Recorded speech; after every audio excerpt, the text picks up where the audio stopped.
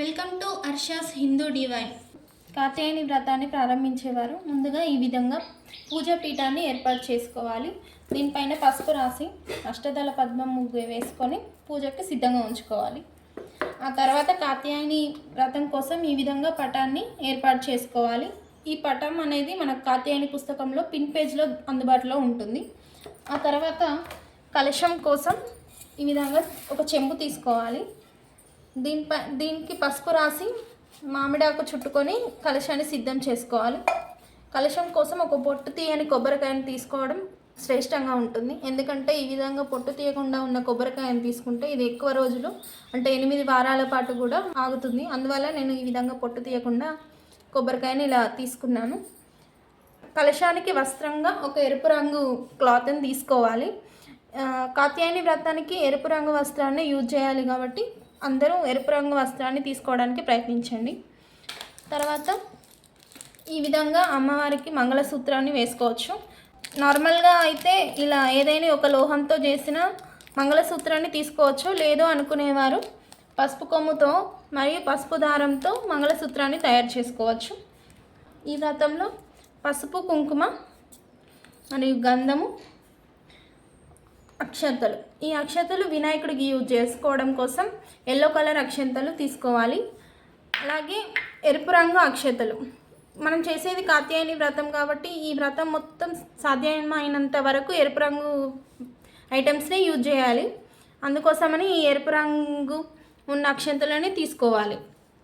And అలానే నైవేద్యంగా కూడా ఎరుపు రంగులో ఉన్న దానిమ్మ గింజల్ని తీసుకోవాలి. మరియు ఎరుపు రంగు గాజులని సిద్ధం చేసుకోవాలి అమ్మవారికి. ఈ గాజులు కొన్నింటిని కలశం కోసం ఉపయోగించుకోవాలి, ఎరుపు రంగు గాజులు. మరియు వాయనంలో కూడా ఇవే ఎరుపు రంగు గాజులని మనం వాయనంగా కూడా వాడవచ్చును. ఆ తర్వాత కొన్ని అరటి పండ్లు వాయనంలో పెట్టుకోవడం కోసము, అలాగే తమలపాకులు, కర్పూరం, నువ్వుల నూనె, పంచామృతాలు లేదా పంచద్రవ్యాలు. దీనిలో పాలు, పెరుగు, తేనె మరియు పంచదార, నెయ్యి కలిపి ఈ పంచామృతాలని తయారు చేసుకొని ఈ విధంగా సిద్ధం చేసుకోవాలి. ఆ తర్వాత వస్త్రము మరియు యజ్ఞోపవీతం ఈ విధంగా రెడీ చేసుకొని పెట్టుకోవాలి. ఆ తర్వాత ఈ కాత్యాయని వ్రతంలో అతి ముఖ్యంగా ఉపయోగించే మెయిన్ ఇంగ్రీడియంట్ ఏంటంటే చెరుకు ముక్కలు. 7 చెరుకు గడల్ని మనం అమ్మవారి పూజలో ఉపయోగించుకోవచ్చు. మనం వాయనం ఇచ్చే వారికి 7 పెట్టాలి కాబట్టి మొత్తంగా కంపల్సరీ 14 చెరుకు గడల్ని మనం కాత్యాయని వ్రతం కోసం వినియోగించుకోవాలి. ఆ తర్వాత ముఖ్యమైన పదార్థం ఏంటంటే అప్పాలు.